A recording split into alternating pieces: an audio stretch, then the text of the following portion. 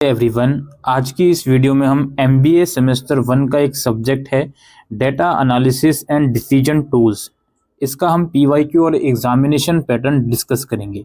Paper 70 marks का और 3 घंटे का आएगा और इस पेपर में 7 क्वेश्चंस हैं जिसमें से आपको कोई 5 क्वेश्चंस करने हैं। पहला क्वेश्चन है, अच्छा क्वेश्चंस के मल्टीपल पार्ट्स भी हो सकते हैं। पहला क्वेश्चन है, what are the characteristics of a normal distribution. Normal distribution की कैरेक्टरिस्टिक्स समझाइए। और what proportion of area of the normal distribution is included between various sigmas distance from the mean. Describe up to 3 sigma distance only. उसके बाद B part है, 7 coins are tossed 128 times and the numbers of head is obtained as follow. Fill the binomial distribution.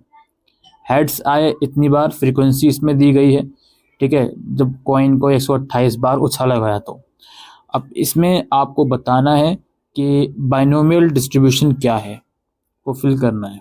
तो ये पहला question जिसके 2 parts हैं 7-7 number के।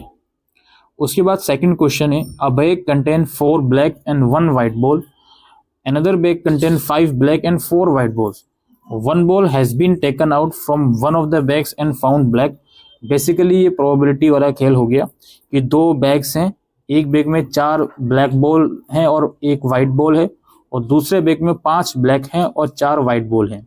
अब एक बॉल जो है रैंडमली निकाली गई बैग से, जो कि पता चला वो ब्लैक बॉल है। अब इस ऐसी कितनी प्रोबेबिलिटी है कि वो जो बॉल है वो फर्स्ट वाले बैग से निकाली गई है, वो आपको बताना है। ये पार्ट है क्वेश्चन नंबर 2 का 7 मार्क्स का। इसके बाद इसके बी पार्ट पे आते हैं हम। बी पार्ट इसका ये है, calculate the coefficient of correlation and obtain the lines of regression of the following data. तो इसमें कोफिशिएंट आपको निकालना है इक्वेशन और लाइंस ऑफ रिग्रेशन कैलकुलेट करनी है इस डाटा की मदद से, ठीक है। Obtain an estimate of y which should correspond on average to x equal to 6.2।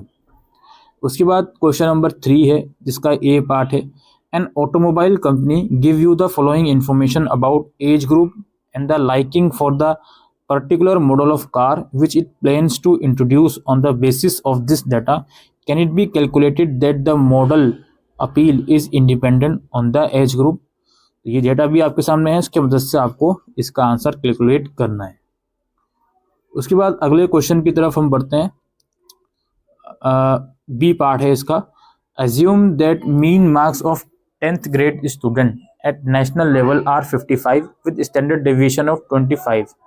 A random sample of 100 students of this group was taken and found that their average marks was 60 at significant level of 5%. Can we conclude the average marks of the group is representative of the national salary average? ये आपको calculate करना है। उसके बाद है question number 4। Question number 4 का A part है, calculate mean and median and mode from the following frequency distribution given below. ये 9 मार्क्स का है। इस डिस्ट्रीब्यूशन, इस फ्रीक्वेंसी की मदद से आपको mean, median and mode calculate करना है। क्वेश्चन नंबर 4 का ए पार्ट। बी पार्ट क्या है, draw histogram and bar chart for the above data. ये 5 मार्क्स का है। इसके बाद क्वेश्चन नंबर 5 आता है, a random variable x has following probability distribution function. ये फंक्शन गिवन है, आप कुछ चीजें हैं जो कैलकुलेट करनी है। फिर बी पार्ट है, the life time of certain kinds of electronic devices have a mean of 300 hours, SD of 25 hours, assuming distribution to be approximately normal.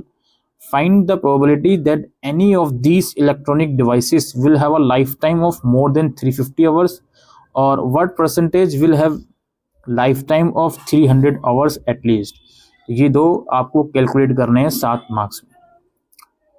इसके बाद अगले पार्ट की तरफ हम बढ़ते हैं, या अगले क्वेश्चन की तरफ हम बढ़ते हैं। क्वेश्चन नंबर 6 का ए पार्ट है, solve the following transportation problem using Vogel's approximation method. इस प्रॉब्लम को आपको सॉल्व करनी है वोगल्स अप्रोक्सीमेशन मेथड के थ्रू, और find the corresponding total transportation cost. B part है, a company manufacture 2 type of bulbs P and Q using 2 machine M1 and M2. One bulb of type P requires 2 hours at machine M1 and 1 hours of machine M2. और 1 bulb of type Q requires 1 hour at machine M1 and 2 hour at machine M2। तो ये बताया कि कितने घंटे एक bulb को एक मशीन पे लग रहे हैं। उसके बाद ये कहते हैं the profit contributes from each bulb of type P is ₹3 and from each bulb of Q is ₹2। Profit बता दिया। Number of hours available per week on M1 and M2 are 20 and 30 hours respectively. एक हफ्ते में इतने इतने घंटे दोनों machine में होते हैं। Formulate the above in linear programming problem. The aim of company is to maximise profit, solve the problem graphically. ठीक है, अच्छा जी। इसके बाद हमारा लास्ट क्वेश्चन है, इन 7 में से कोई 5 कर रहे हैं तो लास्ट क्वेश्चन आई थिंक है, या इसके बाद एक और हो सकता है, नहीं लास्ट ही है ये। इसका ए पार्ट है a bank employs 2 clerks to verify the form. Clerk A verifies 50% of the total form and B verifies the remaining 50%। ठीक है, दो अलग अलग क्लर्क ने आधा आधी फॉर्म वेरीफाई करे। 2% of the firm verified by A are having error while B has an error rate of 4%। भाई 33% गलतियां भी उन लोगों ने करी। A form is selected and found to contain error। एक फॉर्म निकाला और पता चला कि उसमें एरर है। अब आप बताओ कितनी प्रोबेबिलिटी है कि वो फॉर्म वेरीफाई करा गया था ए द्वारा। ठीक है, और बी पार्ट इसका है 4 professors are each capable of teaching any one of 4 different courses. 4 professor हैं जो 4 में से कोई भी कोर्स पढ़ाने के लिए वो कैपेबल हैं।